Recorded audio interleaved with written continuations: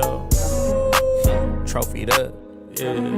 Hey, do yo. Trophied up. Do your dance when the G's up. G. Spaced out, got me geeked up. 10 toes on the west, cannot beat us. You cannot. Shining every time they meet us. Rack 'em up, since 96. Yeah. Been number one in LA, something slight, that's the gist. All right, what is up, you guys? Welcome back to another episode of Talking Galaxy. Today we got these two very special guests. We got Dylan and Andrew from COC Network. Welcome, What's guys. How are you up? guys doing today? We're Yeah, good. I'm doing good great. at least. I'm speaking for Andrew here. I think we're both good. Are we both good, Andrew? Yeah, no, Dylan has full license to do that. He does that. Yeah. Yeah, we are all good today. Today's been a good day. I mean, we got jersey release, we got all bunch of good news. So, I mean, do you guys like the jersey first and foremost? Yeah, you look dripped out of your mind. I know, Look yeah. at you, dude. You got it here? Okay, so I guess my question is, do you have anyone on the back? I don't know. Just Okay, plain for now. are you gonna That's are for you gonna now. potentially get somebody on the back, or are you just that's for keeping it? the Chinese. The Chinese are gonna give me that one. Okay. Chinese Okay. websites. Shout out Coco. They got the Got plug. it. So Got it. go with them. See, All that's right. just extra like $40 if you do that at the team store, and so just not worth it. Yeah, fair enough. Are you guys That's safe. you guys a jersey on the back or a name on the back of the jersey type of people or I am. I've never understood the idea that like you reach a certain age and then eventually you're Mhm. not supposed to do that anymore. I think that's super stupid. Like we're all Yeah. fanboying over 11 grown men on a field regardless of who's on the back. So Right. yeah, I'm gonna get some like I'll probably get that jersey and I will probably get someone on the back. I haven't decided yet, but I mean like this one, I've got Shaqiri on the back of this FC Basel jersey. Like yeah. of course. Of course, why not? Yeah, I definitely agree with Dylan. I've never understood the criticism. That was definitely a foreign idea to me. And yeah, like don't try to little bro me. We're all fans watching on the sidelines, sitting on our couches. Don't try to act like you're cooler than me.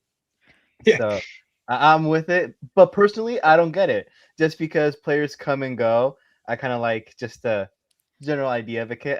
That doesn't mean I don't have kits without the name. But nowadays, I feel like I prefer to leave it blank.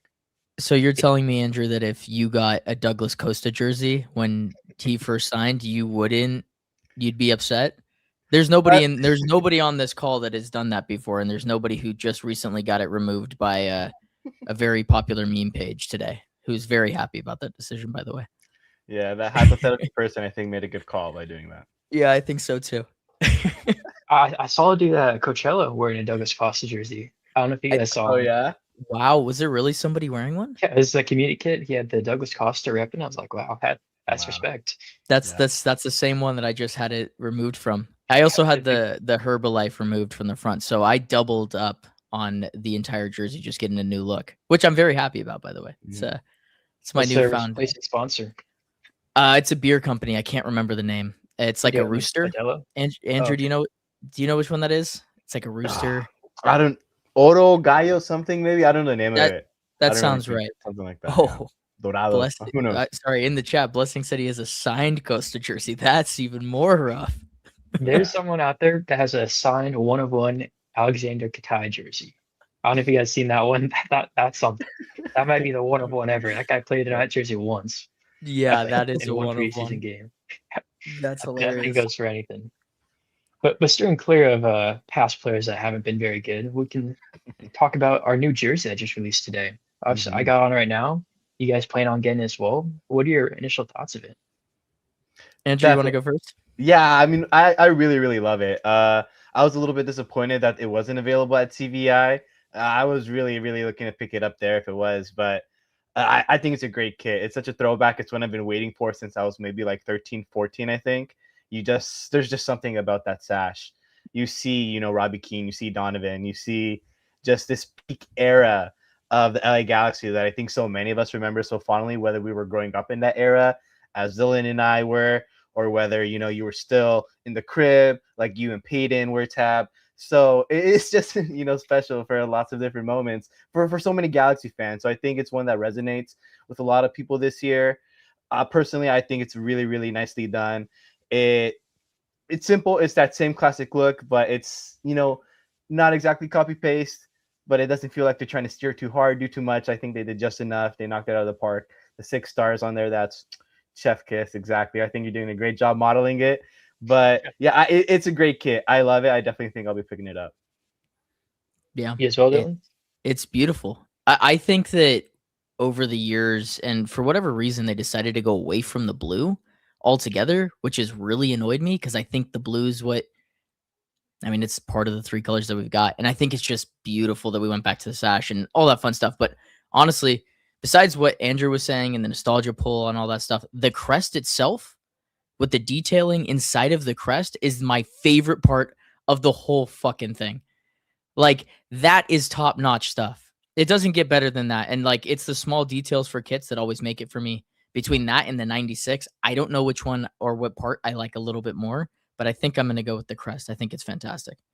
Yeah, I mean, the crest has the little stars on it to represent the World Cup coming soon, and the 2026 summer coming a few months now. Are you guys trying to get tickets for that, or I mean, that's kind of out of my budget. I'm not sure about you guys. I already have tickets. Uh, I just was one of the lucky people. I'm seeing Qatar and Switzerland and Santa Okay. Clara in June. And I'm excited, but yeah, my bank account is not happy with me. I'm just it's one of those things where you buy it in advance so that when you get to it in the future, you'll be like, well, this was a free trip because Yeah. It's free. yeah, It's like my that girl girl would math. call it girl. Yep, Yeah. exactly. She'd call it Yeah. girl math, and that's what I'm gonna go with. This is girl math, and I'm World okay Cup with it. now. Yeah. And speaking of girls, I want to give a shout out to my girlfriend who drove all the way to Carson, 2 hours away to pick up this jersey. And Wow. also a shout out to Lizzie at the team store gave for a 40% discount. So very Oh, nice. Nice. So come it's on, nice dude. little, yeah, it's pretty nice. But I mean, talking about the jersey, I mean, this is just beautiful. The small little Oh, details on this. You have the LA in the back, like you're talking about the 96 in the corner, the side. I mean, the details don't go unnoticed with the Galaxy jerseys. It's all mhm. previous years. You have the Quasar on the bottom corner. You have LA on the back. You got little writing on the top of the back of the collar, whatever. I mean, these guys have the details down, and I think that's something you can say the Galaxy's always been good at. You can talk about all the media availability and stuff that isn't up to probably standards of the other MLS clubs, but I think with jerseys, you Galaxy don't go wrong. And speaking of other MLS jerseys that have been released, I mean, do you guys have another favorite that you've seen today? Today, not necessarily. This is in a little bit of an older one, but Portland, I'm always a fan of their jerseys. I think I just like green in general. That dark, forest green, it just does something. It hits a certain way. So always a big fan of theirs.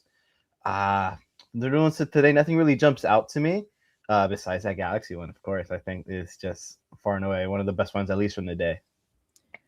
Yeah, I really liked the Tina Turner St. Louis one. I thought that was one of the coolest kits I've ever seen just because Tina Turner's awesome and the fact that they made a kit and had her face on it, like that's going to be one of those kits that's going to go in a museum because of the connection between her. I thought that one was great. And then there was one more. I think was it the Red Bull kit? Yeah, That the was Red Bull nice. kit where it's just this there's a I mean, not that I'm trying to rock something very similar here, but when they get super creative, it can go one of two ways. It can look like garbage, or it can hit just right between that like mix of like training kit and then good kit. And I think it just crosses that line into good kit for me. So those are the two that I can think of. Did you have any other ones? You know, I kind of I like the Red Bull one as well. And then going off the Tina Turner one, I mean, when I first saw that one off the leaks, I'm like, oh my God, that's going to be absolutely disgusting because just the way the gold and it almost looked like it was folded like prior to you even wearing it and it felt like flaps and stuff. But seeing it Mhm. on the not Nashville, on the St. Louis players like chest, I mean, it's kind of fire, I can't lie. And Yeah, then I think definitely. talking about the line you're talking about where looks like a train jersey, and then it's a great kit. I think San Jose is it's on borderline with the Yeah. little neon or not neon, but kind of what's that called? Tie dye. The tie dye kind of look. It almost looks like a first grade t-shirt that you make on like a field trip. I'm not sure if you guys did that, but in my day we had this tie dye field trip shirt that we always have to wear, and it kind of looks like that. I can't lie. Yeah. San Jose's always doing something, and they tend to be doing too much. Like it's just what the Smurfs do. They're always doing too much, and that's a great example. I didn't need a tie dye for is that their away kit this Yeah, year? yeah, Yeah, I'm good, man. I'm good off that. I don't need that kit. yeah. And then also another interesting one was Philadelphia's. They got, I think it's Ben Franklin on just about the Adidas badge. I mean, it's Right. out Oh, I there. missed that one. Yeah, Mhm. it's paying tribute to the Declaration of Independence. I think 1776. It's out there. If you haven't seen it, definitely take a look at it.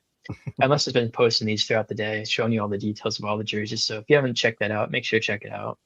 It's cool to just 250th see. anniversary, right? It's kind of pretty nice. Birthplace of Yeah, the country, you'd say Philadelphia. So paying homage to that.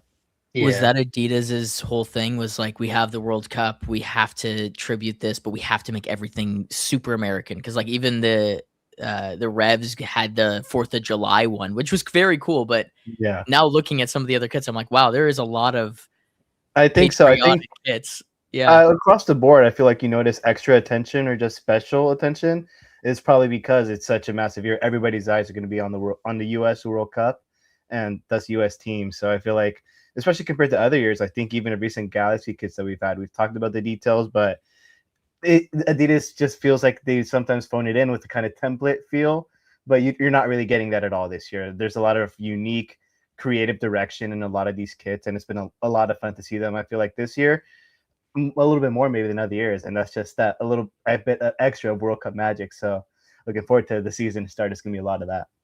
yeah, yeah. You haven't seen many of those kind of templates. Maybe you can say that with Chicago's in, I think it's Columbus Crew. They have a similar like collar kind of deal going on. But other than that, I mean, I think they've hit it out of the park with all of them except one team and our our noisy neighbors. That jersey is so ugly with the gold shorts as well. That's just a miss. That Any is a good LAC jersey is start, a miss. definitely. Yeah, that one's bad. Kick Ford up all sponsorship pod. too. Yeah. Yeah, Gross. yeah. It's something. Don't recommend looking at that one. That one might hurt your eyes. You might need to bleach your eyes after that one. Maybe I'll stay away. So next news, Galaxy went to Coachella. Didn't go our way, but I mean, you can say the second half was definitely better than the first half.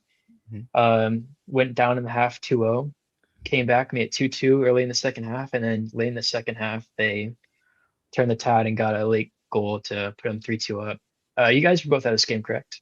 Mhm. Yep.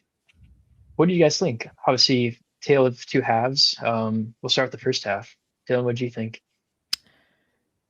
Really crappy. Very preseason vibe to it from the Galaxy. Just felt like they were a step slow, kind of missing just some continuity is what it felt like, especially because, and I don't anticipate him not starting, but Cerrillo not being in the six really, that rang some alarm bells for me. I think he's our most important player, and even with the inclusion of Justin Hack, like I don't want to say that he's our six. Like I want Cerrillo to still be the six in terms of the tempo setting, and if we're gonna hold possession, I want to see that. So it was a little disappointing from that perspective. The Galaxy still had chances when they played off the back foot, which was good, but very preseason-y, if I had to say it. It looked sluggish. It looked a little dazed, like they didn't know that they were playing it. They were about to play in like what felt like 100-degree weathers where we were sitting, but that's what it felt like. If everyone felt a little slow. And to give them credit, Chicago looked fucking good. They looked really good. And Lloyd in particular, I think that's how you pronounce his name. LOD. Lod. He Laud, thank you. He was really good in this one too. I thought the midfield battle kind of swung in their direction, which I wasn't expecting. So Yeah, that's what I you, got. Andrew? Yeah, first half notes. I think just Dylan nailed it out of the park. Just off season vibe. It felt like things were just taking a little bit of time to get to know each other. Like these players were getting to know each other. I think I really loved and appreciated seeing Glesnes in there, seeing Justin Hawk in that six role, playing as a midfielder. There's a lot of really big questions that we had regarding these new signings, especially about where they'd play, who would be next to them. We saw Miro Garces next to Glesnes. So it felt like we got a really good look at what could be some sort of variation of the starting 11, at least in terms of that back line. And the midfield, maybe I think we saw some more rotation there, and that's probably why we saw a little bit more of a gap in that midfield. Dylan and I did some content for CLC Network, a quick little plug that we did after watching that game, and we talked about that just kind of not having that midfield there. There wasn't much going on. The Galaxy did make chances, and it was out wide, and it was kind of a common thread throughout the game. In the first half, especially, it was Joseph Paintsil, but he would, have these incredible bursts of pace where he seemed like he was ready. He was just quicker than everybody else was, at least at that stage. There's a couple of moments where he just burned his defenders. One, especially in the first half, where he has a good burn someone, cuts inside, has a good shot with his right foot, and it just barely goes wide. But I felt like his shooting, even in the warm up, everybody's shooting just looked a lot more sharper. The strikes just looks more solid. I felt like the players were going in there with conviction, intention, even in the warm up, which I thought was nice. But there's definitely a lot of fine tuning in terms of both the lineup. I think this is a preseason lineup. That's something we have to take in. I think it's a big asterisk to everything we're saying. This is a preseason lineup. We have Elijah Winder in there. We have Hack, who is, just coming into that 6 role. He's going to have those growing pains that Cerrillo had when he first sort of had to slot in there and take a lot of that load. He's having those now. I would imagine for CCC in Panama, we're going to see Cerrillo because he has that experience. He's not going to make those mistakes, those learning errors that Hawk would right now. So that's what I imagine we would see. But again, these weaknesses that we're talking about, they could be explained, I would say, relatively easily by that. And again, like Dylan mentioned, by the fact it's preseason. But that second half, we did see probably something a little bit closer again to that first choice team. But that's probably why that first half was a little bit slower in comparison. Yeah, and you guys mentioned it. Some people in the comments have been mentioning it. The midfield looked like that was a problem in the game. It looked like the first half, the midfield was almost non-existent. You felt like, I think Vanny after the game talking to the press was saying that they're trying something new, pushing Elijah Winder a little higher, and then playing Hack kind of as a single pivot. And you can see from the first half, if you watch that game, that just did not work. And I don't think you can do that. And I think this is going to be the lineup we're going to be running for the first MLS game of the season because Cerrillo's been out. I think you'll see Cerrillo in the first game in Panama just because he's not suspended for CCC. But in MLS play, this is probably going to be our full strength lineup for that first game versus NYCFC. So, I mean, I'd rather get that out of the system now, get that first half gone. And obviously, the second half, they made changes and it worked. So hopefully, those changes get implemented. And when we play NYCFC, we're firing all cylinders because in the second half, we're looking dangerous. That first 15 minutes, Peck was on fire. He got those 2 goals pretty quick after each other. Quick 1-2. Another player that kind of impressed, I thought, was Xiao Klaus. He had the assist for Peck's goal. I thought in the first half he's pretty quiet. He wasn't really on the same page as most of the players, I felt like. But second half, everything kind of took a turn for the good. So that's something to keep an eye out for. Yeah, I just don't think the Hawk and Winder wasn't working in that first half. And I think it was more of a tactical thing than I think a player quality thing. So I think when that change happened, it all worked out well. But I mean, you're talking about it, Dylan. Chicago Fire is a good team. They're going to be one of the top teams in the East. So like we're playing good competition here. So I forget who we play Wednesday, but it's not going to be one of these great teams that are going to be challenging for the MLS Cup. But I think that'll be a good test because that's maybe more of our level at the moment. But I mean, we stood our own with Chicago Fire, even though they took out their starters around probably the 60th minute, and all of our starters played full 90 practically. But yeah, something to keep an eye out for. What do you guys think the second half? Much better, and it came tactically for me. Like you said, Winder is not a bad player, and anybody who wants to try to tell you that he is, they don't know what they're talking about. The kid has proven that he can play MLS minutes, and I just thought personally for me, Justin Hack was misprofiled in the first half. He's not a 6 where you're going to feed him the ball and he's going to make all these short, intricate, small passes to get the team flowing and moving. That's not his specialty. His specialty is long distribution. It's getting the ball in a deep position and then springing in the counters. I mean, both of the goals came from deep play that it was like 1 or 2 passes either through Royce or a 1 touch into Royce, and then they were through. And it was off the back foot. It was in transition.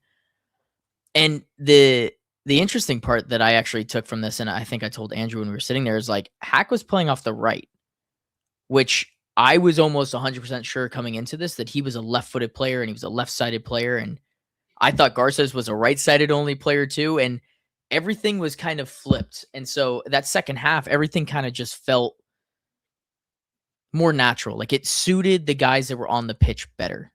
And that's what it felt like to me, was like we just played a little more direct, played a little less possession-based football, and a little more attacking football.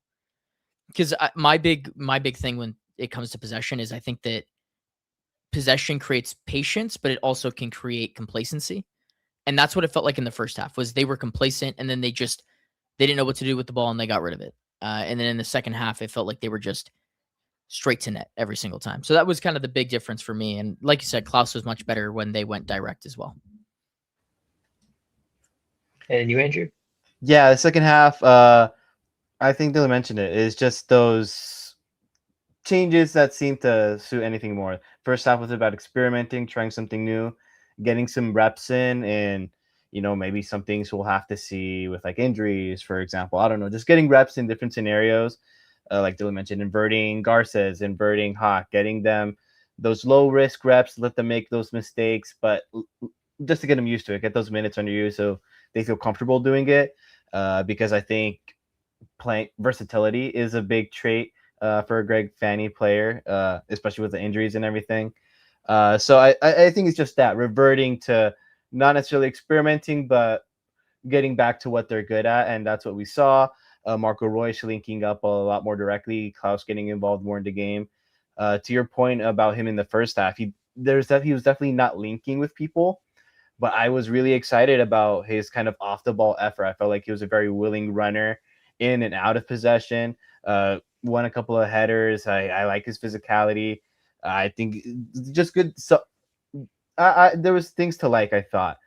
Some things that I feel like we've been missing in terms of a Galaxy striker. He feels to me like what Nascimento can get to be at a certain point.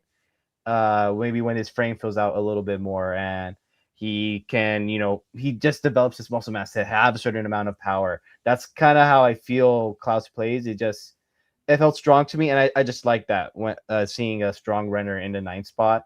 Again, that's kind of been a little bit of a hole for the Galaxy, an area of need. So nice to see that.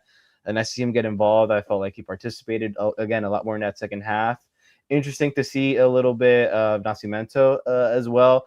A couple of good chances there at the end, just either unlucky or not sharp enough, just not putting those in the back of the net.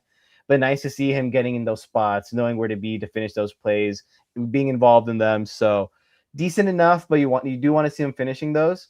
But in general, just the Galaxy making chances. And again, that was probably Chicago's second line, like you mentioned, Tad. Probably another little bit of reason why it was a little bit easier to make those chances, find those goals. And even then, we still, conceded. There was a fresh team versus our, players who had played mostly 90 minutes. So again, it leaves things to be decided, leaves to be sharpened on. But that's what you expect from a preseason match. I think it answered a lot of questions. I felt like it was a very efficient use of a preseason match. We play our first official match, and it was like 10 days. It's a little bit less than that now, on the 18th, 19th. So to see what feels could be closer to a first team, a team that can play those games with a couple of variations, mainly Cerrillo there. But we're seeing that already, and I feel like we've been getting a lot more answers to questions than we did in previous preseasons. So, love seeing that we're, getting so much to talk about. We're not just seeing academy kids. It feels like we're being very, very intentional about even our preseason minutes, who's getting those, and who we don't really know what's been the case in those other games. We saw Sanabria getting a good amount of minutes, leading us with goals and things right now. But it feels like it was mostly these first team players again. It's about getting them sharp for these competitive minutes that are coming hot and fast right away. So I love that that's the direction we're going in. I'm not too worried necessarily about what needs to be sharpened up because it's kind of manufactured. So I'm just happy that we have these answers, that we have an idea of what the Galaxy is going to look like. I think there is a lot to be excited about. There are new signings just in Hawk. He didn't necessarily look great in the first half. He just wasn't in the position to. But I do feel like he did things. He has the skill set to be good in that midfield. I thought he did really, really well keeping the ball in possession. He seemed very comfortable with, a 6'3" midfielder pushing and shoving out him at his back, and good at making that pass under pressure, and being an option even when under pressure. There was moments where, Winder would kind of lose the ball after that pressure, or Royce maybe just didn't show, wasn't quick enough, get to the spot to receive a pass. But I felt like Hack showed that he showed me the skills to be a really successful part of that midfield. So again, just so many positive signs, so many positive answers that I'm looking forward to being in Panama and seeing, a fully at it Galaxy. Yeah, and I think the main reason that kind of switch happened in that second half was you're kind of alluding to it, Dylan, was we played more direct. I think if you're playing through Hack as a six, kind of like how Surreal plays, it's just not his strong suit, I don't think. Surreal has that composure to him, that kind of mentality that he can get the ball in tight situations and he can get out of it pretty simple. I don't know if Hack has that to his game. Obviously, we've seen him play one time with the Galaxy, but I think from that 90 minutes that he played, I think you can kind of get the conclusion that he's not the same six as Surreal. He's going to be one that isn't going to be checking in all the time to bounce the ball because that's what Surreal does. Surreal gets the ball, he can bounce it, he can also turn, and he can play it forward. I think Hack's more of a defensive six where he's winning the ball back for you. He's a dog. He's not going to be the ball playing six that Surreal is. So I think that's what kind of went wrong. Maybe a little uh, miss personality from Vanny thinking that he can play that position. Maybe just to see if he has it in him, and he realized it didn't. And he changed it in the second half. So I mean, there's multiple stories. Who knows what it is the case in this one, but I think that's what went wrong. And then what changed in the second half, we went direct, and then we saw the qualities of Joe Klaus. He got the assist. He was almost on like an island, stranded in that first half. He had no ball possession because no one played him the ball, so he couldn't get the ball and he couldn't play it off, and that's his strong suit. And Dylan was saying that when he was going at the defenders, he was looking good, and that's when we got the goal. So I think you guys hit spot on, you as well, Andrew. I think that what you're saying is that just the play was so much better. I think it's more flowing, is more consistent, and I think that's what the Galaxy are going to expect going into the start of the season.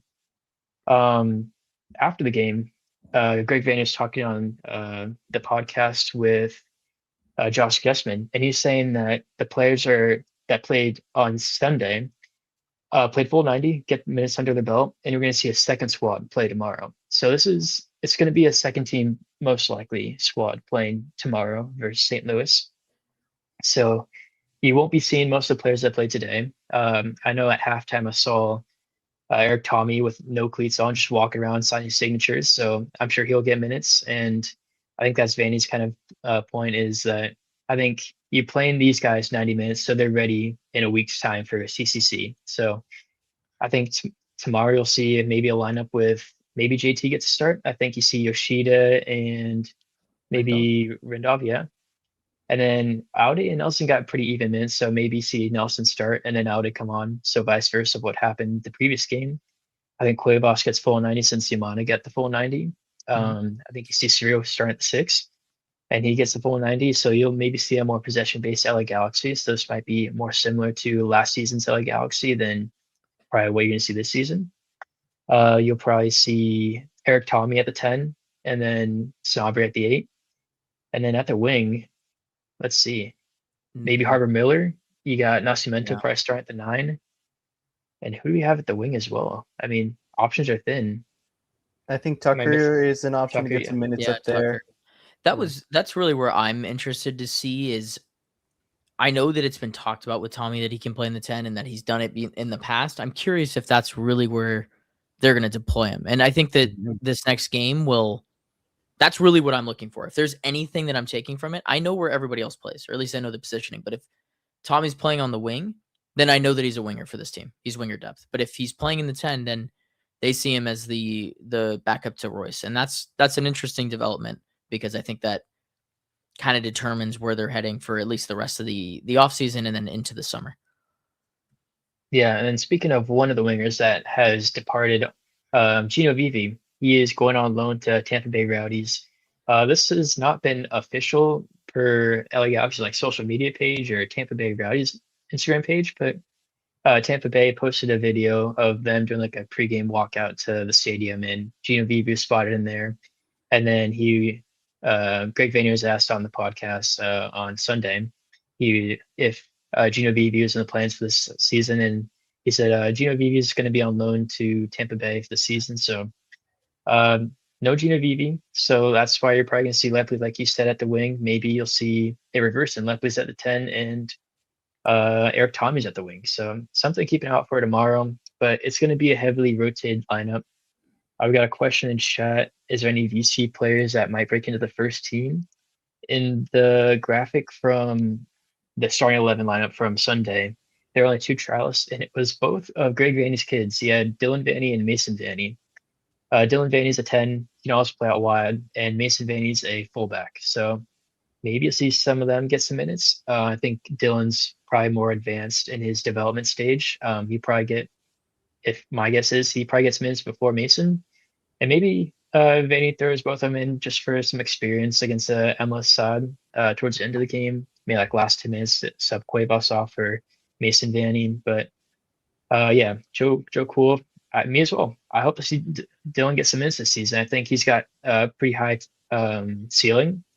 Obviously, he was a pretty star player and he had a breakout season for BCFC last season. So something to keep an eye out for. I see you nodding your head, Andrew. You got something to say about Dylan? Not Dylan. Cool. Yeah. Yeah. I could wax lyrical about our Dylan, but Dylan Vanny, he's got a pretty cool TikTok or two compilation. He's got some really nice highlights if you see his stuff. Kid can ball. He's got a really nice strike on him, which Vanny's talked about in previous conferences. He's not afraid to take a shot, scored some really great goals, made some nice looking assists. He's got the Vanny frame. He I feel like he's gonna fill out. So I think there's a player there for sure. I would love to see him get a couple of minutes. I'm a big fan of his. And yeah, my mom, my parents, they started watching Dylan Vanny or Greg Vanny back in '96. It would be cool for me to watch his kid, continue that storyline there. Dylan, you got any thoughts on Dylan? Unfortunately, I'm not as tapped into VC as you guys are. I think that it's a great storyline. Look, I think that there's a weird thing in sports revolved around nepotism and the way that that's perceived. This isn't it. The kid's got true talent. I think he's from my understanding, he's one of the best talents that we have.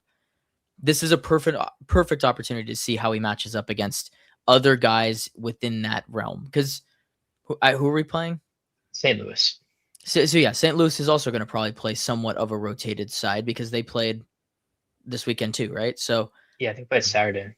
Yeah, so both teams are going to rotate, and that's the whole point. It's going to be hot as heck again, probably, and I'd love to see these guys get minutes. I don't think that the sub team, I don't need to see them play a full 90, in my opinion. So I'm hoping that Vanny plays. I'm hoping guys like Ruben Ramos play as well. Those are the guys that I want to see. Yeah, I completely forgot about Ruben Ramos. He can definitely play on the wing. I had a funny interaction with him and Garces over the weekend. So you know how they went around the fences signing people's stuff, and LSU is playing on the same day. So there's some LSU fans and kids wearing LSU jerseys that they're just looking up to their idols of people playing professional sports. So they're signing stuff, and there's one kid who had a hat that had, I think it was like Coachella logo on the front, Galaxy on one side of the hat, and LAFC on the other side of the hat. Garza signs it, and he's like, "Oh, LAFC," and he's just like, "What the heck is this?" And then the kid asked for a picture afterward, and he just held up the hat, and the LAFC was kind of showing. Garza took the hat and flipped to the other side where LA Galaxy is showing. He's like, "This is the right side." So that is awesome. Just funny things like that. You don't get that anywhere else. So that's why I love Coachella so much. And you guys both went. Is this your first time going? Did you guys go previous seasons? No, this was the first time. Yeah. What did you guys think? It was a cool experience. I've been to last year's, and I went to one this year. I'm not making out to Wednesday because that was a hell of a track. 2 hours and 30 minutes on the way there and 3 hours back. It's not fun. And watching the Super Bowl, which is even more boring. So, yeah. What do you guys think of this CVI? Go ahead, Andrew. Yeah. For me, thankfully, I'm a little bit closer. I'm out in the Riverside area, so it was about like an hour 45, so not too crazy. But yeah, I thought it was great. Beautiful day in Southern California. It was a great blue sky. It was nice to be earlier too. But when we arrived, it was still nice and cool, nice and fresh. It did warm up around game time, but I was in a great mood. They had a great cold beer, which I appreciated, and I was up for it. It was great to take in a Galaxy game. and it really felt like, you know, a Galaxy home game. You do feel that majority Galaxy presence. You know, this is CVI. This is supposed to be like an MLS and WSL thing, but you know, deep down, everybody kind of knows there is that little bit of a hint that this is an LA Galaxy event. And you know, when you just hear that roar for the first time all year, it was a special feeling. To hear it twice was nice. So to see your team scoring again, to be around fans, to see even a little bit of ACB is just a great experience. The access, I think, is really, really cool. Being able to just walk up to the fence after a game is a lot better than heading to your car and waiting in the parking lot. So it's a great experience, great way to take in a match. And, you know, if you get the pre-sale for 30, even $25, great way to spend the weekend, to spend the family. Lots of families, you know, which was great to see. Love to see the young G's, even the young LAFC fans. It's great to see everybody out there. So it was just a great time. Lovely way to spend the weekend. Great to see Dylan as always. So yeah, I was glad we were able to make it out. Yeah, I think that's probably one of the best things that in any pro league that they do. I don't know any other league that really does anything like that. From a podcasting perspective, like getting to say hi to people that maybe have watched some of our stuff, or it was really cool to be like, hey, like we like your guys' stuff, and getting to connect with people that are just like us, fans at the end of the day that love this club and traveled out to see them play in a preseason match. I don't know many other leagues where preseason games are popping like that. And overall, really cool atmosphere where nobody felt bad. Like I wasn't feeling really crappy because the Galaxy lost or that a player was getting kicked, or it was just good energy from everyone involved, from anybody who traveled. And it's just a super unique experience that I think I will probably go back to because I had that much fun. And beautiful venue, beautiful weather. I know that people who were, you know, probably from Minnesota that traveled out were like, thank God we were in the Coachella Valley where it was 78, gorgeous, no clouds in the sky, sunny, compared to where the ice tundra was probably icing over. You know what I mean? Doesn't get much better than that. Yeah, I had the same experience last year. It was my first time last year. Super cool. I was like, I have to make it out again. Obviously, coming into this year, me and my girlfriend got our tickets in December, and we're like, oh my God, we're gonna see Ricky because last year we didn't get to see him because he was injured. Right. And she's a big Ricky fan, so like, oh, it's gonna be perfect. We're gonna get Ricky's signature. We're gonna get a selfie. And then God had other plans, and we have to wait another year for that. If CVI said, I think previous and coming years because of the schedule change and all. But hopefully I have it, and hopefully we get to see Ricky because I've never seen Ricky up close and personal, which should be pretty cool. Big fan of his. I think all Galaxy fans are. We got Samuel in the chat saying he wants to come out to a game. I highly recommend it. It's such a cool experience. You don't get to see this anywhere else. It's almost like, I don't know if you guys played in like soccer tournaments when you were younger, where it's just a massive field and you guys are just, you can walk around and different games are playing, and it just felt like it's so wholesome almost. Totally. Yeah. Did you guys stay and watch LAFC, or did you guys just head back after? No. So now you pay for the tickets for the whole day, so you can maximize your time there. But I don't think maximizing your time is watching a LAFC game. No. In general, No. yeah. We checked to see if Sun was playing, and then we saw he wasn't playing, and it was like their third team maybe, and I was like, nah, dude, I'm not sticking around to watch those dudes. No. So no. We got some content afterwards. Some really poor audio. I don't know what happened to my audio. It just cut out. But got some good pictures of us in our jerseys and stuff, and then we bounced. But like Andrew said, the best part of this connection is the fact that we got to meet up with Andrew, which I don't get to do a lot. I'm out in San Diego. He's in Riverside. So being able to centralize the location before the season starts where we could hang out and do stuff was a really cool experience. Totally. Yeah, and that's just what it does. It brings people together just to watch the game of soccer, and you get to see your favorite team play. I mean, whether it is questionable, it's pretty hot. I know last year I learned my lesson, so I brought a bucket hat, so that was nice. Planned that well. But I mean, super cool. Like I said, definitely come and see it. And then going to other news, talking about not CVI, but the stadium. They're going to be implementing new rules to the stadium coming this season. These are proposals that they've been toying with. And one of the proposals is they're going to be setting a rule where if you have a ticket in a certain section, you must show that ticket before entering that section to sit down, and you can only sit in that section. You can't go seat hopping, you can't go section hopping to go get a better view or whatever. And the second one is, I know after games, players come around the kind of the bottom of the stairwell where people can get their jerseys signed, get photos and all. You need to have a wristband, which he'll be giving out to people to wear, in which that they could stay there. If you don't have that wristband, they're going to kick you out. So that's another thing. I know some people that have exploited that and got a bunch of signatures and all. That looks like it's going to be something that's going to be no more. So what are you guys' thoughts on that? The first rule where you have to show your ticket to enter your section every single time. We'll start with Yeah. you, Dylan. Or we'll, Andrew, yeah. Go. Andrew can go first. Yeah, I feel like personally attacked by this. I haven't had to do it in a while, you know. Hashtag press, so I can't use that ticket anymore. But I would always just buy the cheapest ticket to get me inside the door and go sit in ACB. I would do that since it was a Home Depot. You know what I mean? Like as long as I remember, coming with my dad, that's what we did. Even when it was a Rose Bowl, I'm sure he did that with my mom all the time. But it's just, I don't know. I have so many memories of doing that and just enjoying being with, you know, the true Galaxy fans. And, you know, personally, as someone who grew up, you know, not necessarily going to games was a treat, you know, and being able to get in there for as little as possible and still get that maximum fan experience, it means more to me, you know, than I can share. It's why I do what I'm doing. It's why I'm here talking with you guys about this club. It's what made me fall in love with it.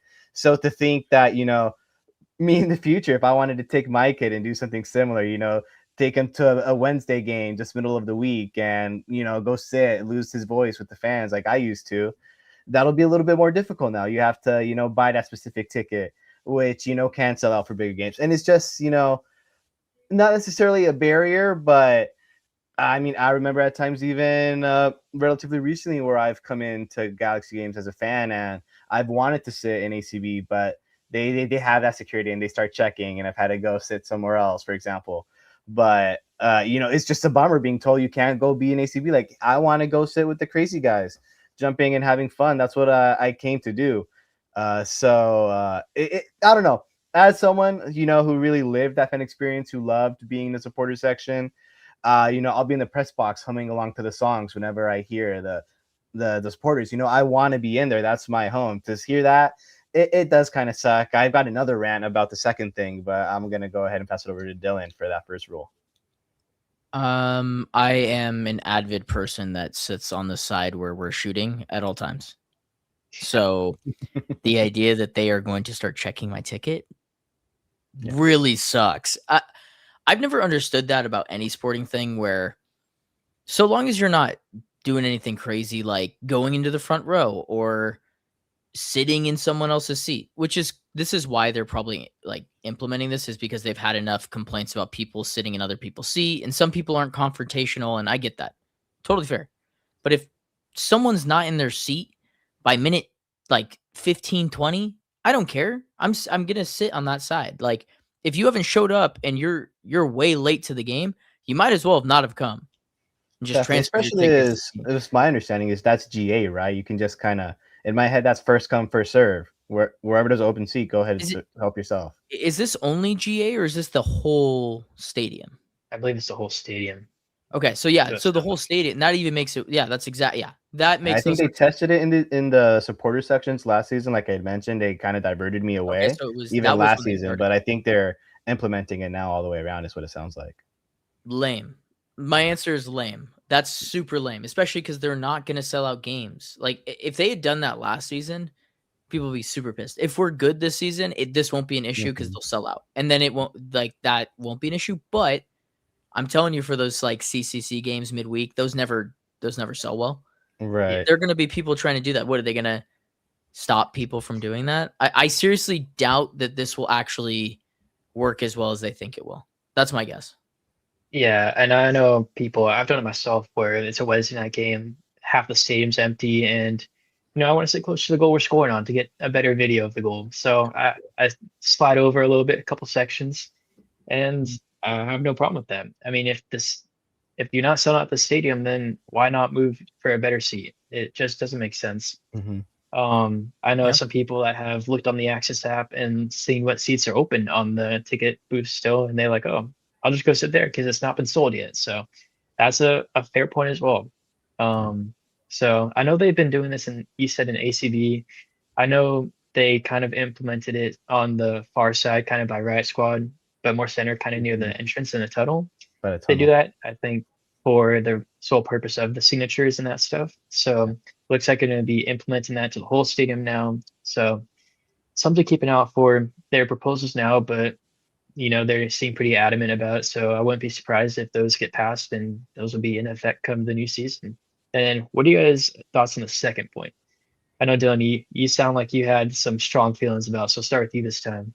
Yeah, that's also super lame. I think that for kids, like the idea of getting something signed is a super unique experience that you can have going to a sporting event. And the idea that they're going to rip that away because they want to charge people more money is ludicrous. That's that's like really the only access point that most fans have to the players. Mm-hmm. So long as they're not getting a beer thrown at them, which never happens, I don't see why this needs to be a security measure. And that's what they're going to play this off as. No. And that's just not the case. It's not. They just want to charge people more money to sit in those spots. And that's Definitely. dumb. That's dumb. Mhm. If I had a kid and I was like, "Hey, I want you to go meet Marco Royce today." I'm going to put you in a spot where you can go meet Marco Royce. And I think that this is the whole point of MLS bringing in these global stars, is so that people can go see their idols, meet their idols, get signatures. There's only one spot to do that. The average fan cannot go to, and I'm coming from a place of privilege here. Like CVI is not like an average fan thing. You have to have a Sunday free where you're not working or not doing things. And then you have to pay the money to drive and get out there and to potentially meet somebody. Right. And the only other time that you would do that, especially if you're a working person, especially on weekends, is an LA Galaxy game where you can get to that part and then luckily get a signature. And the fact that they're going to rip that away is so dumb. Yeah. You got any thoughts on it, Andrew? I have a ton. It's stupid for a lot of the same reasons. I understand it, especially as a reporter.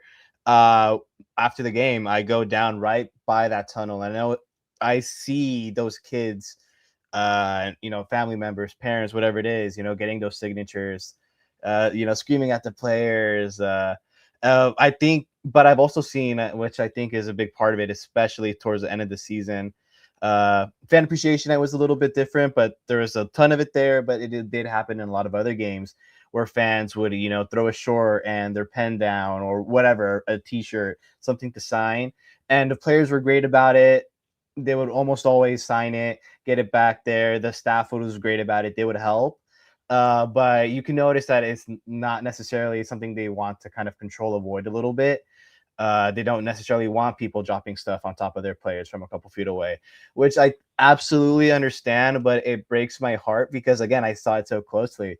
I saw so many of these kids, the fans, there's an ADA section right there. So, fans with disabilities, they get fantastic access with players right along there. And, that's, I think, to serve a massively underserved community in that way, to provide that type of experience is incredibly special to that community, to, the people who love someone affected by that, who has sit in that.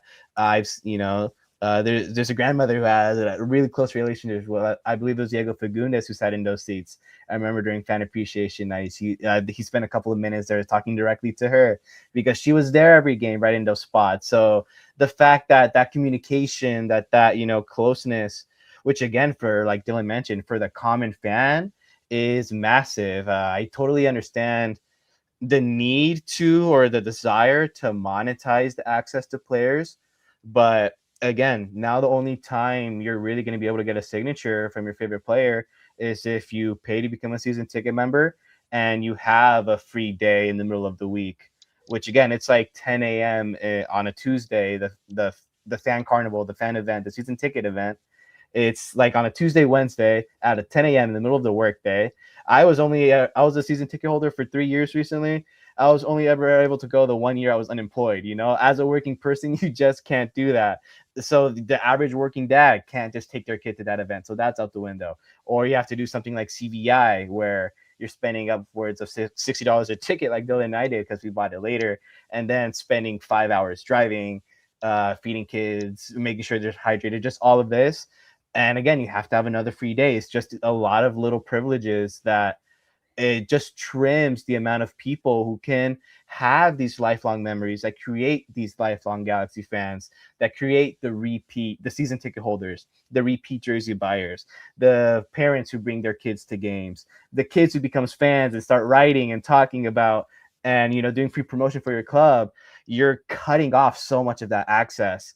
So to think, in 20 years that, my kid might not be able to fall in love the same way that I did, or someone else's kid isn't gonna be able to have just those experiences that, again, that's what sports is about. It's about giving access to the common person, to these larger than life people, these characters that we view so highly, that we admire.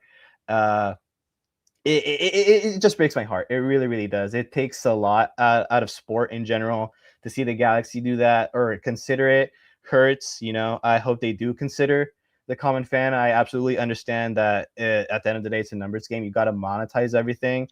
And when you're a club, your most valuable asset is your players. So you got to monetize the access to them. But it just feels a little bit dystopian. That's not what football's about. It's not soccer. It's not why I fell in love with the club, fell in love with the game. So, I mean, business is business, but at the end of the day, you also want to say soccer is soccer. I believe it's more than that. So I would love to see something different done about that. Yeah, and I agree with both you guys' points. I think that sure, if the stadium is full, go ahead, enforce these rules because I don't want someone sitting in my seat that I paid my money for. But I think if the stadium's empty, just there's no point. I think it was 2024 season after a game, whoever's sitting at the bottom row towards the end of the first row towards where people get stuff signed, that was empty. So I went up there and Johnny Perez signed one of my jerseys because I'm pretty sure it's like family's right next to me or something because had a long conversation with them afterwards. So it's cool, which is actually a good segue to our next point. Johnny Perez is now at Chivas, Guadalajara. He was at Nashville, previously Galaxy, and when Galaxy sold him, they kept a sell-on clause. That sell-on clause has not been reported, but there's a transfer fee of $3 million for the likes of Johnny Perez from Nashville to Chivas. So Galaxy will get a percentage of that deal. And Josh Gessman also reported that Galaxy still haven't received the payment for Johnny Perez. So that should be coming in soon. So Johnny Perez is bringing some cash, a nice little influx of cash for the Galaxy. What are you guys' thoughts on Perez first of all, and then the move for him? We'll go. Andrew, go ahead. Oh. Yeah, as a Galaxy player, we said it a little bit sarcastically when we were talking about Zonka a couple of weeks ago, but once a G, always a G, and he's one that we look a little bit more fondly on. Someone who kind of came up with us, or really got his start in the pros, at least with the Galaxy. Created some really special moments. There is, the 2023 season where it felt like he was starting to emerge a little bit, find a place into this team. His position just ended up getting, a little bit joglant. Yeah, that's a little bit clogged up, but the minutes when he did get opportunities for them, he looked exciting. He looked threatening. That's what Nashville saw. That's what Chivas is seeing. It's interesting, he joins Efra Alvarez. There's another Galaxy player there at Chivas now. So there's a little bit Galaxy trio there. But wishing him the best. He's an exciting player. I think it's going to be a great environment for him. It's probably going to spark him, rejuvenate him a little bit like we saw with Efra. Now he's enjoying a really great time with Guadalajara. So I'm wishing Johnny all the best over there and hoping he enjoys it. Yeah, there's a pipeline, that's for sure, of guys that go to them. I really thought Johnny Perez was going to be that winger for us, and it clearly didn't ever work out that way. A kid of high talent, like Andrew was saying, and I wish him the best.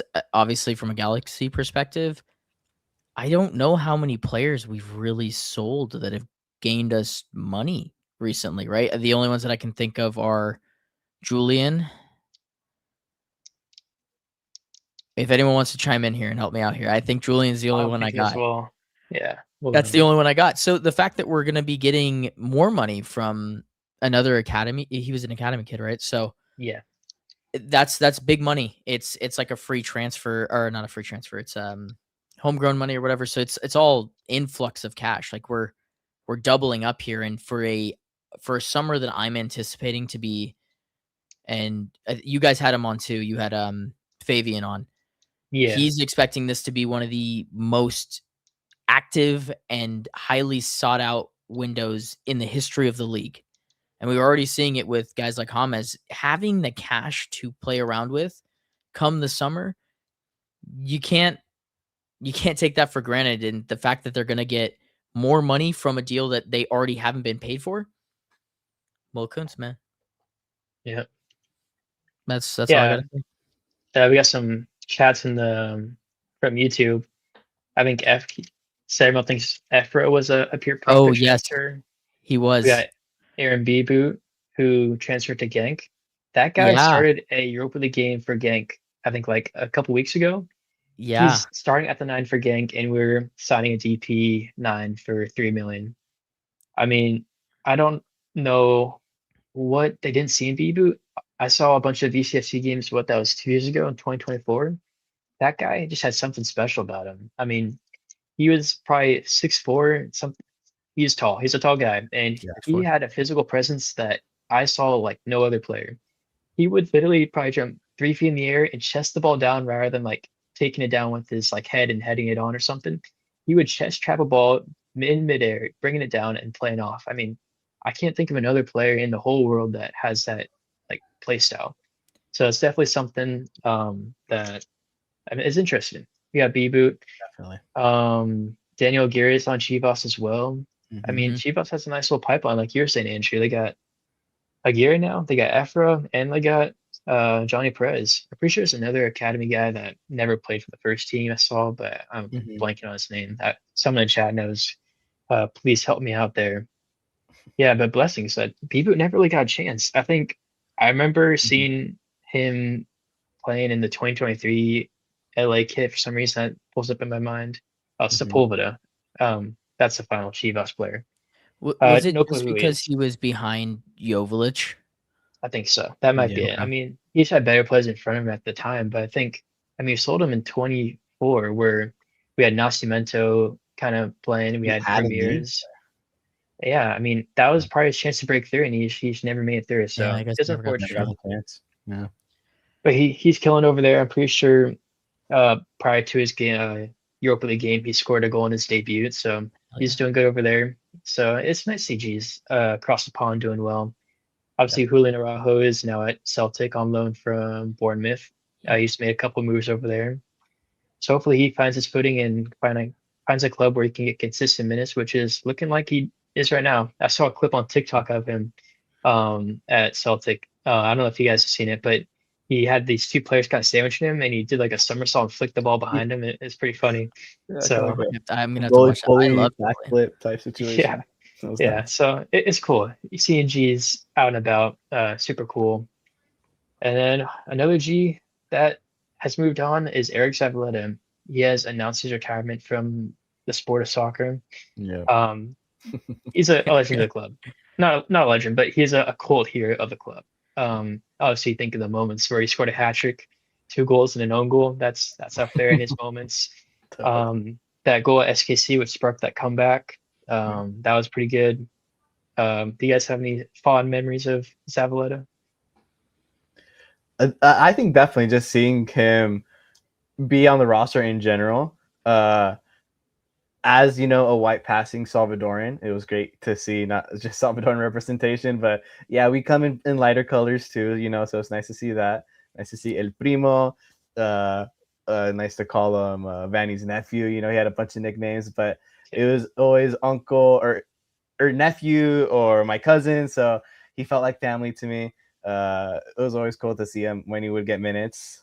But yeah, I mean, he was Salvadoran. That's about it when it comes to Eric Zavaleta. and he played for the LA Galaxy, and he was massive. So wishing him all the best with his family. He recently had a kid within the past couple of years, building his family. So he's gonna, ride off into the sunset, put a close to his career, enjoy time with his family, and live his best life. Wishing him all the best. He sounds like he's got it figured out. So, yeah, thanks for wearing the shirt. Thanks for taking the league minimum, and see you later. See you at the statue unveiling. Yeah, see you at the statue revealing is that's where my sentiment lines. No, he's a pro's pro. And I think there was a weird anger towards him because he was just playing for the Galaxy and people didn't think he was very good. I thought he was serviceable. And for a guy making what's league minimum, 85, 90, something like 80K. that? Yeah. Yeah. Then what are we expecting? You're talking about a guy that in training can get guys reps and be an advocate, especially for the younger guys who don't know the language. I think he was a translator for a lot of guys, and there always has to be an extension of the coach in a team. I think Zavaleta is a perfect example of that. And for him to have stuck around in this league for as long as he has shows how good he is. And he was, like Andrew was saying, El Salvadorian national team player for a long time. And I just think that he's this weirdly hated player by Galaxy fans where he doesn't deserve any of the hate that's come to him. Very similar to Miguel Berry to me, but he actually has more pedigree and had performed at a higher level than Miguel Berry did. Yeah. Obviously, he's making league minimum. Was a part of our 2024 squad that won MLS Cup. He had another MLS Cup with Toronto, with Greg Vanney as well. And I never got the hate. I never understood and why that was justified. And it seemed like almost all Galaxy fans had the same opinion. They kind of were sheep in that sense where they're like, oh, one guy thinks this, oh, I'm gonna believe it because he doesn't even play, so he must be trash. But this guy, like you said, he's a pro's pro. He's doing everything for the club. He loved the club. He grew up with the club. I know on his post announcing his retirement, he had a picture of him in a Galaxy kit from, it looked like a yearbook photo when he was a kid. So he loved the club. He played for the badge, and like once a G, always a G. So super cool to see him. He gets so tired with his hometown club. And other than that, I mean, we got nothing else to talk about. Obviously, we got Coachella coming up tomorrow. St. Louis, I guess match expectations from that. The Klaus, rematch with his old club. It's funny, we have that, and then right away we got New York City FC with for Hawks. So that's a pretty interesting storyline. But there's that. Besides that, I hope we see the kit. I would love to see St. Louis's as well. I'm not sure if they brought that as well on the bus with them. That would take up a good amount of space, 2 whole sets of kits. But I would like to see maybe some flexibility. I think something that would be interesting is if we see Hawk maybe do a couple of minutes in the center back position. If we see maybe that 5-back that people have drawn up, that Garces, Glesnes, Hawk, with Nelson or Yamani, something like that. Some more variation. Maybe we see that in the first half. That's kind of what we've been seeing. First half, you see some flexibility.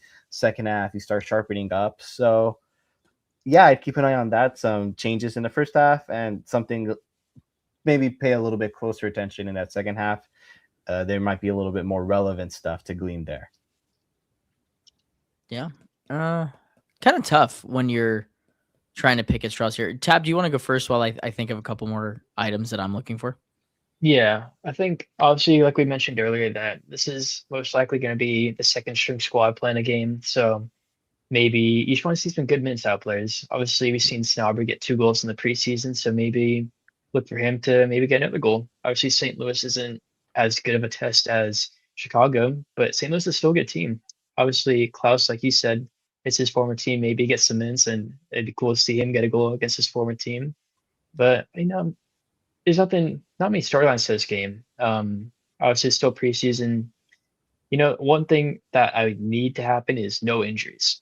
That's just the one thing I pray for. Mm-hmm. So I don't care who plays. I don't care if Mason Vanny plays full 90 minutes in net. I just want to see no injuries and we come to the season fully fit. Yeah. Yep. That's the biggest one. Yeah, no injuries is cool with me. I guess the couple things that I'm looking for is that 10 position. I'm curious who's going to play there between Lepley and Tommy for me. I think that Lepley is being written off for some reason, and he's been here forever. And if there was ever a time for him to figure this out and become a squad rotation player for the Galaxy, it's now. So that's kind of the story that I'm looking at. And then also that 6-8 hybrid pivot thing that they got with Sanabria and Cerrillo. I think that position, and you see this across world football, is a partnership business. You are determined, and everything is built off of your partnership between the 6 and the 8. And the fact that Sanabria didn't play with the starting 11 on Sunday makes me think that Vanny only views Sanabria in tandem with Cerrillo, which means that if we see those two together, Hack will either be a third center back, right? So that might be something to look for is, are we going to play a 3-back? And then if not, who gets taken out? And so if those two start to play well together, you have to go with those two going forward, and someone's going to get dropped. And I don't know who that is yet. So those are the two main storylines, the 10 and then the connection between Cerrillo and Sanabria. Those are the two things that I'm looking for. Yeah. That's a great point. I think for me, just one last thing I want to see from this game. I want to see us put 3 goals past them, and I want to see their goalkeepers spill a ball into the back of their own net. I just feel like it'll make things right for me after that home game at the start of the season last year. I just need to seal that. Just it'll confirm for me that all the bad juju has been washed away. That the rain that we had at the beginning of the year took care of all of that, washed it away. This will really be a fresh start. If I see that, I feel like I can finally take a deep breath. And if we end up with no injuries, I'll know that things are starting to look up.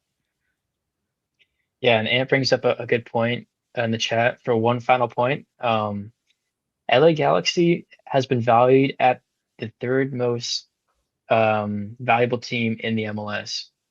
He brings up a point that LA Galaxy is the only organic team there. LAFC, they have no academy, so they have no homegrowns. Same with Miami. We brought this up from the ground up, and yeah, so cool point there. Obviously, the Galaxy kind of had a rough couple years in the previous times, so seeing the bounce back from 2022 to now, maybe 2024, and now onwards, it's cool to see that we're still highly valued, even though maybe last year wasn't the best year. And who knows, maybe one day when Messi's gone, we'll take that number 1 spot back. So what are you guys' thoughts on that? Yeah, Let's start with you, Andrew. I think that's scripture. I think it's going to happen. That's just a really interesting conversation. What happens with Miami post Messi, right? But I think maybe the inevitable thing is that the Galaxy does kind of reemerge. I think LAFC might be the next biggest contender. Besides Inter Miami, I feel like they're doing a really good job. I feel like the league could go back to being that Galaxy LAFC battle that we loved during, let's say, the Zlatan era, for example. But I think that could be one of the focus. San Diego, is getting in that mix as well. If they have another strong gear, it could be, the Southern California teams could get a grip on the league. We do have these Eastern Conference teams that are gonna make their case, but I feel like it's going to be the main focus. There's just something about that LA narrative that has worked for the league. I wouldn't be surprised if they went back to something that's worked for the league, or things that just ended up happening that way. The Galaxy, I do feel like, are on their way up. LAFC, they're continuing. They've kind of plateaued at a very high level. So I think that it'll be interesting to see how LA Galaxy's LAFC storylines develops, as maybe LAFC's develops in a different direction, or sorry, Inter Miami's develops in a different direction. I'd love to poke into those numbers. It's always funny seeing those graphics because I don't know what the evaluations are. I know for like basketball and stuff, you can look at Forbes and it breaks it down. And normally, this is coming from someone who did this in college, because it was like every sports business class was about the evaluations of teams and how they come up with them. But it has to do with like your stadium, right? So I don't know if the evaluation for Inter Miami includes their new stadium, because it could. Sure. That was one of the big things. Like if you're a basketball fan, the Warriors became the most valuable team, and it's because they built the new Chase Center, and that was worth like $5 billion. Like most of the time, it has to do with your stadium. But I think if we're talking broadly, there's two ways of looking at it, which is The Galaxy have fallen a peg. There was never a team above them. Now there are two above them. You could look at it that way. And then the second way is you can look at it from the idea that the Galaxy are still a true MLS team, a homegrown team, like you talked about, and they're not trying to be something different. I just have question marks on if that's actually true, because I don't feel they are as organic as they try to make themselves out to be. And we just talked about that a little bit ago. So back and forth there for me. I think it's great that we are the third most valued team, and it states one thing, which is we should always be competing for trophies, and we should always be going for the MLS Cup. So don't let them ever fool you into thinking that that's not the case, because they tried to do that last year. Yeah, I think a point there, like we kind of had a little bit of a, some might describe it as a little bit of an anti-capitalist rat. We talked about valuations. These measures that we just talked about would probably help that bottom line. It's those decisions that you would want to take if you want to get that first or second place in valuations. But if you ask me, I could care less about where we land on the variation table. I want to know how many trophies we have in the cabinet. That's, the league table is what I care about at the end of the day. So cool, but I don't care. Once you get past the 1.B, you start like shortening numbers, putting decimals, adding letters. I kind of check out. I like that the league table is typically only 2 digits to follow. So, Yeah. And then we'll go to questions from chat. Our first question is from Pencil Fan. Who do we think the captain's going to be this year? Obviously, saw Royce get the captain's armband for the Coachella game. Royce played full 90, so we didn't get to see who was next in line for that. My thought would be next in line for that would probably be Garza, or not Garza, Glesnes. Wow, I was about to say that's a crazy shout if you think that Garza should have the armband. Garza's barely speaks English. That wrong G. But I think Glesnes, I thought you heard him pretty loud and clear. I heard him on the sideline. He was vocal. He was telling his team to step up. And he sounds like he could like rightfully take that spot. I think I wouldn't have any problems with that being his first year and being a captain. I have no problems with that. So what are you guys' thoughts? Couldn't have said it better myself. Royce had it. So if Royce plays full 90s, it'll be him. And if it's not him, Glesnes is a great shout. And it probably should be, because he's supposed to be here for the foreseeable future too. Vocal leader, big presence. I'm with that. Yeah. I feel like captain has become a lot more fluid of a role than it used to be back in the day. I feel like in the early 2000s and especially like 90s, even before that, the captain's role was a lot more defined to almost one singular player in the team. You think of, Totti at Roma. You think of, I don't know why I'm thinking Italian players, but Pirlo at Juventus. You think of like they had the one captain. But that's not necessarily the case anymore. I feel like with as much rotation as squads need to do nowadays, that one captain isn't always necessarily going to be on the pitch. So we see, a little bit of a hierarchy now, and I feel like it's very fluid. And the Galaxy, I feel like as an organization, at least what I've understand being the press conferences, speaking with Vanny and the players a little bit on that sort of topic, it's kind of just like a vibe situation. They give the armband to whoever feels like right at the moment. I imagine if Yoshida is on, he might get the armband over Glesnes, just kind of, seniority kind of ranks in there. We saw Royce is kind of like that started that leader figure in the lineup that we saw in the first half. So he wore it. Again, I think it's just something that'll change. It's an interesting question, but maybe not as useful, again, because it is just something that changes so often. So expect it to change. But whatever you feel like your mental hierarchy is in your head, that's probably right. And that's what the players are going off. It's kind of just like a vibe thing. Yeah, we saw previous seasons last year. Pencil got us the captain's armband at FC Dallas for a game. Maybe Casey Cirio, like Samuel's stating in the chat, maybe he gets the armband. There's some people that you can definitely make an argument for, but I think Royce is going to be playing most of the minutes, so I think he's get the first captain. Obviously, if Yoshida is starting, I think Royce playing the most minutes is. I know it's well picked.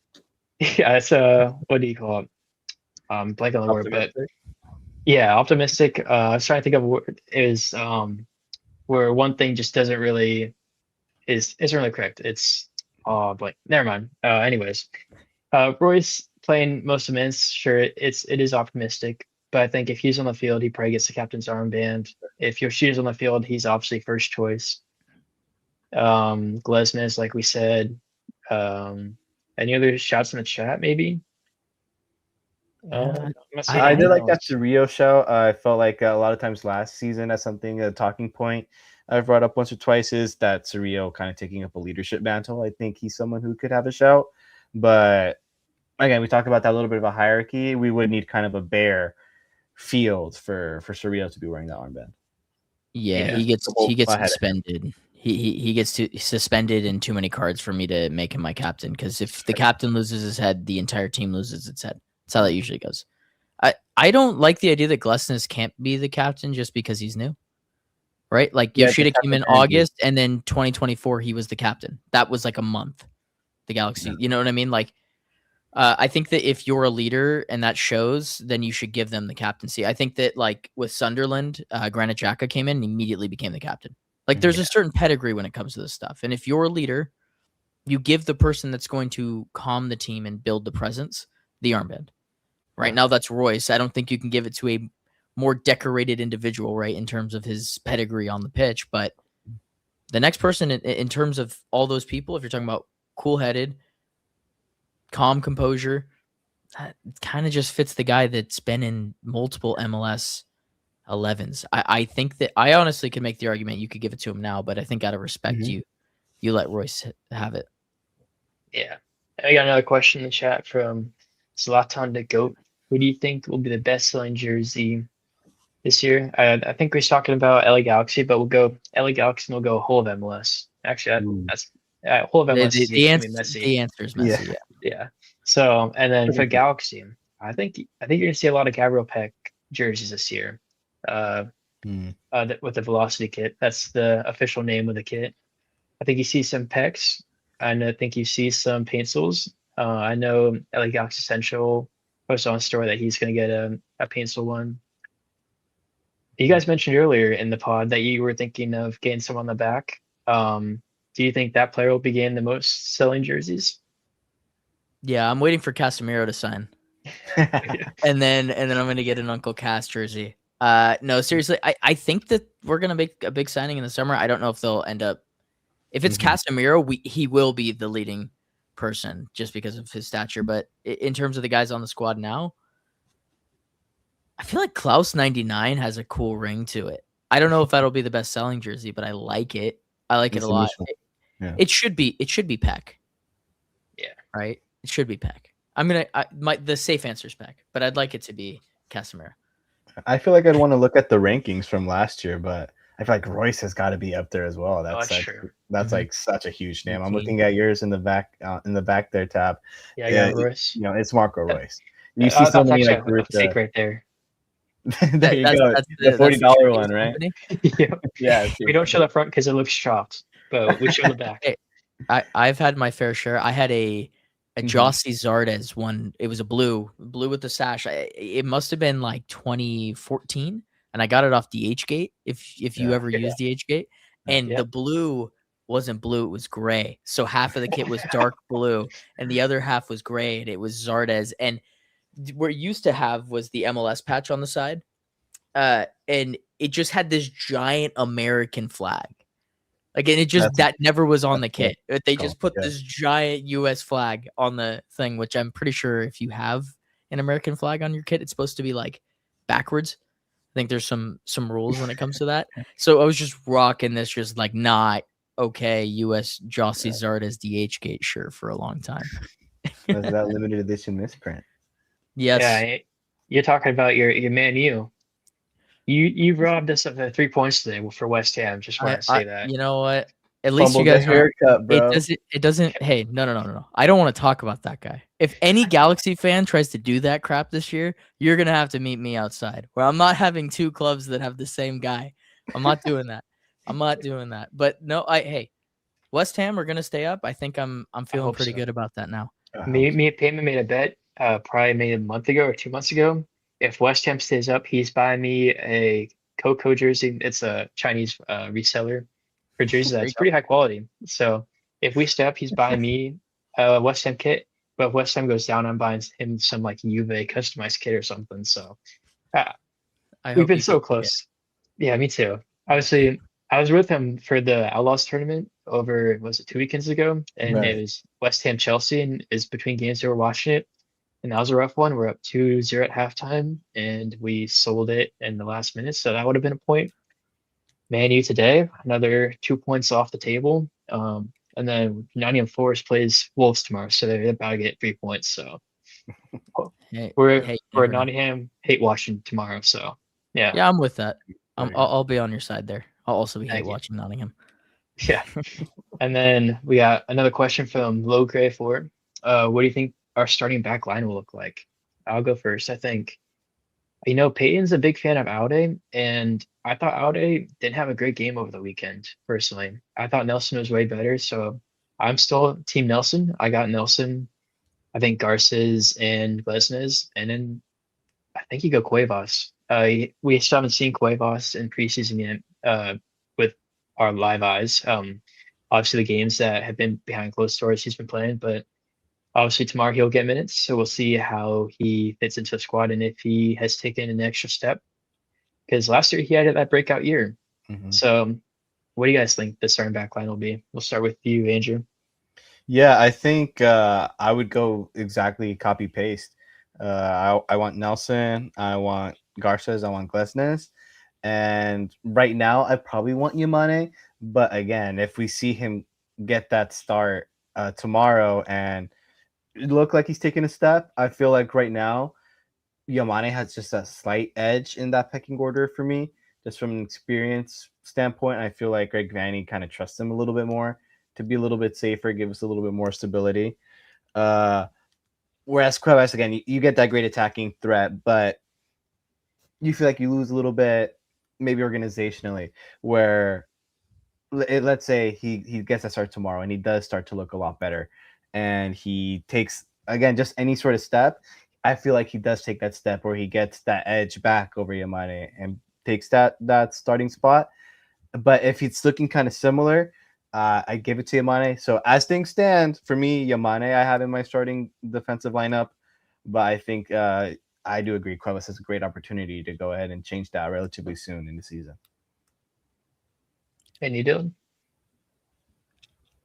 If you've followed anything that I've been doing recently, whether that's the tactics video or the 5 things that I just did, I think the Galaxy need to play a 5-back. The more sample size I get, the more I think that's the best way forward. And I'd like to see them concede a little bit of possession in that and be more direct. And I thought that when Hack stepped back into the back line in possession, the Galaxy looked really good. And that was with Yamane inverting into the midfield. So for me, I don't think that Cuevas can do that inverting into the midfield. So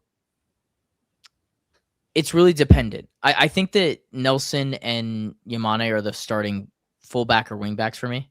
But with that being said, if the Galaxy run out a 5-back where it's Sanabria and Cerrillo later in the season, then Cuevas almost has to start for me and be the outlet on the outsides for Peck, which makes this team so dangerous. If they can be that level of flexible throughout the course of a full season, teams are going to have a hard time playing against them. And we can be super difficult to play against when you know each week that you can do something that they're not prepared for. So I think that's what I want to see. I think the best version of this team is some variation of either Aude, Garces, Glesnes, Hack, and Yamane or Cerrillo. That's the I think it's a 5-back. That's what I'm going to go with until I don't see it, and then I'll cry a little and I'll move on. Yeah, and even with the 5-back, you still have good depth for all positions. Yeah, still Yoshida can come off the bench. You have Windroff who proved himself, and I think in a 5-back you give the center backs more stability. So it's not like you need your best center backs and they might not fit in a 5-back. So I think Rindov could easily play in the 5-back and there would be no drop off just because there's so much coverage around you. So that's something to keep an eye out for him. And I don't think that's off the cards because Vanny has played that in Toronto. And one last final thing I saw earlier in the chat, just talking about predictions. Yeah, here we go. When are we getting the season predictions? Me and Peyton have been reaching out to people and we've been getting our predictions in. And that post will be coming out soon. I think we're gonna wait for after the final CVI game, so we have um 2 games that we can watch and see, make our final predictions, and we'll get that out pretty soon. And that'll be fun. I know last year we had some interesting picks, and some of them came true, some of them were far off. So yes, it's cool to see those looking back. Like what was I thinking back then? I think I had what was one I had? I think I had Sanabria, a breakout player, and that just Yeah. didn't come true, unfortunately. But you know, I'll give you a sneak peek of my prediction for a breakout. Obviously, I have Sanabria, but my breakout player of the year is going to be Novak Mikovic. Whoa, okay. We'll go give a sneak peek. What are you guys' breakout play of the years, real quick, and we'll cut it off. I'll talk about mine unless you guys got something. Yeah, so no, time. I think I would be ready to go.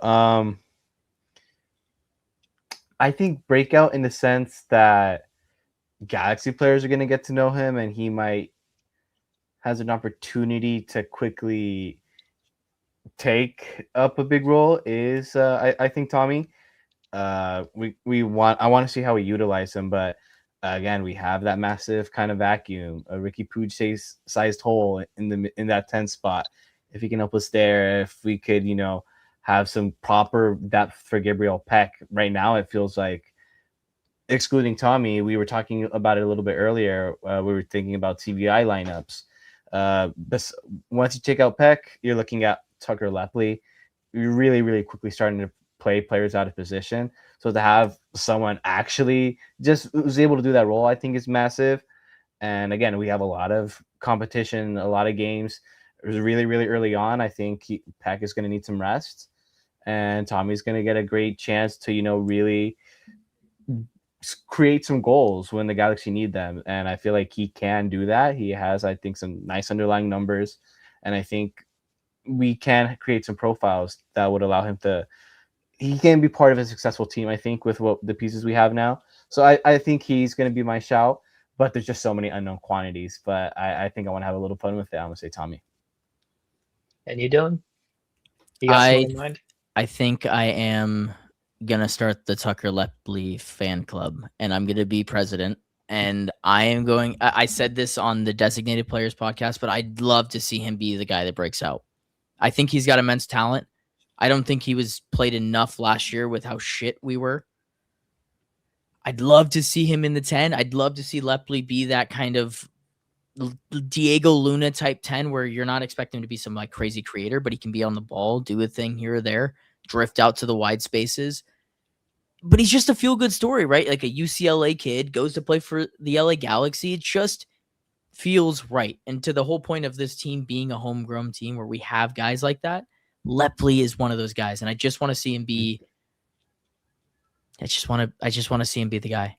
Ah, dang, I'm reading the chat. I guess I got beat out by somebody named Tony. I'm gonna call him Tony. Yeah, Tony. He's a former executive producer for the pod in our early days last year. Yeah, he is a Lepley fan. I know he's got the 2024 kit with Lepley on the back, so All right. you Well, might need then to compromise him or something. I'll talk to Tony, and president. I'll be his VP. I can be his running mate. I can be his running mate in the Tucker Lepley fan club. Yeah. We got a Pencil fan in the chat saying Lepley's legit. So I don't mind that. I like both those shouts. So keep an eye out for those. Maybe over the weekend we'll be posting that since we'll get the final look at CVI tomorrow. So keep an eye on that. And to wrap it all up, where can we find you guys? We'll start with you, Andrew. Yeah, I appreciate it. I feel like we're at such an exciting time in the preseason. It feels like things are really, we're right there. We're right at the cliff's edge. I'm so excited that we're back, talking about games again and talking about new players and starting to understand what the 2026 Galaxy is going to look like. I think there's lots of reasons to be excited for a year that should be a lot more fun than last year was. So I'm stoked to cover it with you guys with Talking Galaxy. Definitely keep an eye on Dylan and I here with Peyton, with Tab, most weeks whenever we can. We love it here. But whenever we're not on Talking Galaxy, you can find us on the Clash of Cosmos on the CO2 Network and Nuestra Galaxia Futbolera on Instagram, NGF Andrew on the screen on Twitter. and you can find my coverage on Los Angeles Sports Nation. We'll after tomorrow's game, we'll have a new article coming out. There's a little bit of a preseason break as well, but we're back into it, back to the weekly. A new article coming out late tomorrow, early Thursday. But stoked to be there, Los Angeles Sports Nation. You can subscribe for free, weekly articles there, and looking forward to getting back to bringing you guys stuff in the press box. Excited to be back and excited for another season. And yeah, can't wait to be talking hopefully next week. And you doing? Yeah, let's have everyone follow the COC network. That's where we're at. It's the same as what I've got right here. We post daily content. So whether that's Galaxy or the Premier League, we've got something for you, and I think that we do decently high content. I wouldn't say it's anything elite, not yet at least, but Andrew's a great co-host, and we love talking about the Galaxy. And the one thing that I will always tell you is we are always fans. There won't be anything that will ever change that opinion on where we stand with the team. I will give you my takes and my opinions as a fan, and I know that Andrew will do the same, along with our other co-hosts Mila and Dari. That's the best that I can do. I try to every single time I try to think about what I want to plug.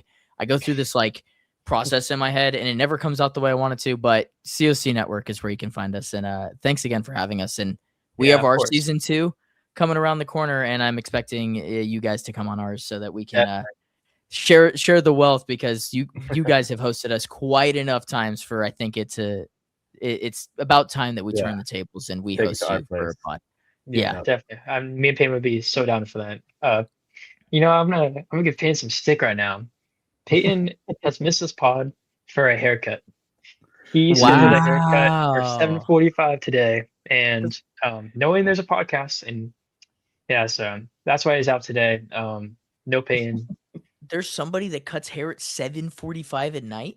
I was gonna say he lied to you. He's seeing someone. Yeah. That's wait. And you guys are in college, right? No, he goes. I'm not gonna dox him, but don't dox him. He's in college. Yeah, he just started. Okay. We got somewhere else. So he's a student, so he has all the time in the world to go get a haircut, unless he's an actually good student. Which kudos to him if he is. I know what I was doing when I was a student, and it wasn't that. Yeah. It wasn't being a good student. Anyways, we'll have to see next week whether his haircut's any good or not. That'll be the deciding factor. If it's hard, sure enough, we'll let him off the hook. But if it's absolutely chopped, we'll let him know, and we'll be hearing from him.